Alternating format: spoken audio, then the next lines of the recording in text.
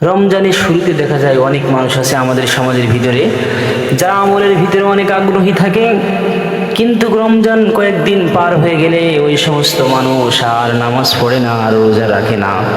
রমজানের শুরুর ভিতরে কিছু সংখ্যক মানুষ আছে ইবাদতের ভিতরে খুব উদ্যম দেখায়, কিন্তু রমজান কিছুদিন হয়ে গেলে আর আমলের ভিতরে আর খুঁজে পাওয়া যায় না, আর আমলের ভিতরে মনোযোগী হয় না।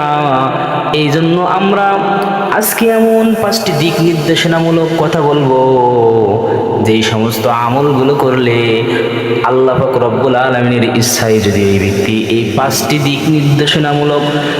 দিক নির্দেশনা যদি ফলো করে নিজের রমজানকে পরিচালিত করে, তাহলে ওই সমস্ত মানুষগুলো আল্লাহ পাক রব্বুল আলামিন যদি চায় তাহলে তারা সফল হতে পারবে,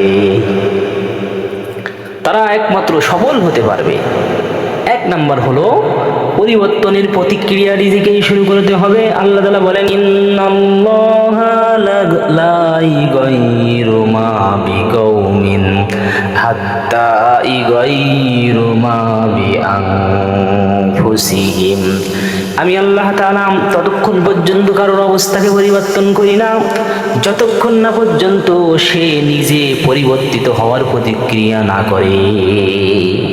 রমজান কোনো জাদুর কাঠি না যে গতানুগতিকভাবে রোজা রাখলেই নিজের জীবনের ভিতরে পরিবর্তন চলে আসবে। এই জন্য 1 নাম্বার দিক নির্দেশনা হলো পরিবর্তন, প্রতিক্রিয়া এটা নিজেকেই শুরু করতে হবে, তাছাড়া অন্য কেউ করে দেবে না।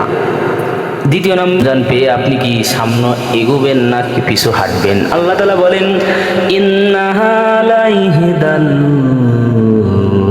কুবার নাযীরাল লিল বাশার লিমান শাআ মিনকুম আইয়াতাকাদ্দাম আও ইয়াতাআখার।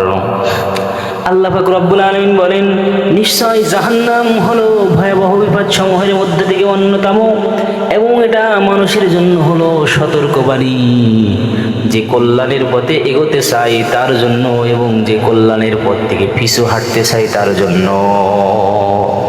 জাহান্নাম হলো সতর্কবাণী, যে কল্যাণের পথে অগ্রগামী হতে চায় তার জন্য এবং যে কল্যাণের পথ থেকে পিছু হাঁটতে চায় তার জন্য।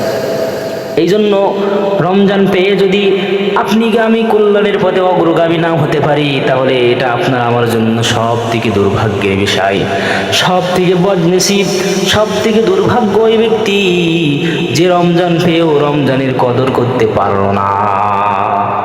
3 নাম্বার হলো, যেই ব্যক্তি চেষ্টা করে আল্লাহ পাক রব্বুল আলামিন থেকে সফল করেন।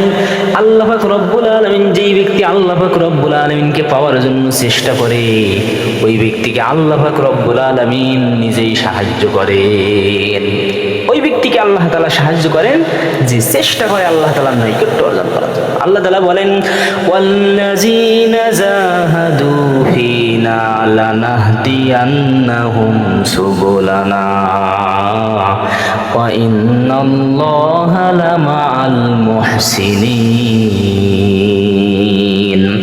আল্লাহ পাক রব্বুল আলামিন বলেন, যেই ব্যক্তি আমি আল্লাহ পাক রব্বুল আলামিনকে পাওয়ার জন্য চেষ্টা করবে, যেই ব্যক্তি আমি আল্লাহ তাআলার নৈকট্য অর্জন করার জন্য চেষ্টা করবে, আল্লাহ তাআলা বলেন, লানাহদিয়ান্নাহুম সুবুলানা, অবশ্যই অবশ্যই আমি আল্লাহ পাক রব্বুল আলামিন তাকে তৌফিক দিয়ে দেব। লানাহদিয়ান্নাহুম মানে হলো লানুওয়াফিকান্নাহুম।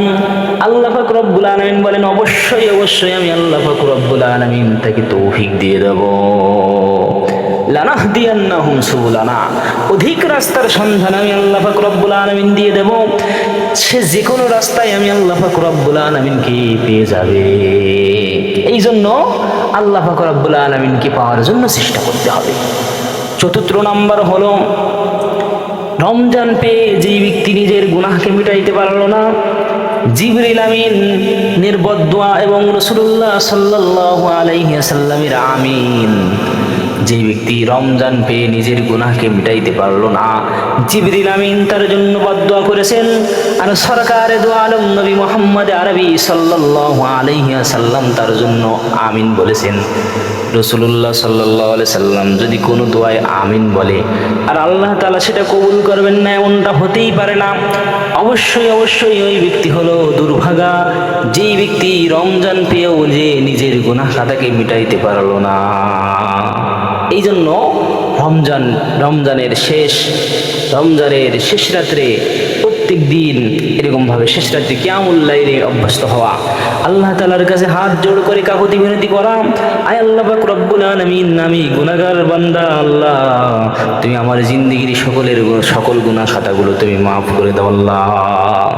আল্লাহ পাক রব্বুল আলামিনের কাছে মরুভূমির ভিতরে যখন উট হারিয়ে গেলে ওই ব্যক্তি মরুভূমি থেকে উট হারিয়ে যাওয়ার পরে যেমন যদি উট আবার পুনরায় খুঁজে পায়, ওই ব্যক্তি যেমন খুশি হয়, আল্লাহ পাক রব্বুল আলামিনের কাছে কোনো বান্দা যখন তওবা ইস্তেগফার করে, আল্লাহ পাক রব্বুল আলামিন তার থেকেও বেশি খুশি হয়ে যায়। এই জন্য তওবা ইস্তেগফার দিয়ে নিজেকে সমৃদ্ধ করতে হবে, নিজের উপর তওবা এবং ইস্তেগফার আবশ্যক করে নিতে হবে, যাতে করে এই রমজানে আল্লাহ তাআলা নিজের জিন্দেগির সমস্ত গুনাহ খাতাগুলো মাফ করে দেয়।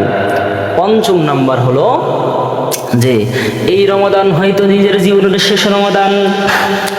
আগামী বছর আপনি আমি রমজান পাবো কিনা তার কোনো গ্যারান্টি নাই। এই জন্য এই রমজানকে নিজের জীবনের শেষ রমাদান মনে করা, যে আগামী বছর আমি হয়তো আর বেঁচে থাকতে পারবো না। এই জন্য এখন থেকেই ঈমান, এলেম, আমল, আখলাক, ফরজ, ওয়াজিব, সুন্নত, মুস্তাহাব, এই সমস্ত আমলগুলো বেশি বেশি করে করার জন্য চেষ্টা করা। আল্লাহ তাআলা আমাদের প্রত্যেককে ঈমান এবং নেক আমলের কাফেলায় অগ্রগামী হওয়ার তৌফিক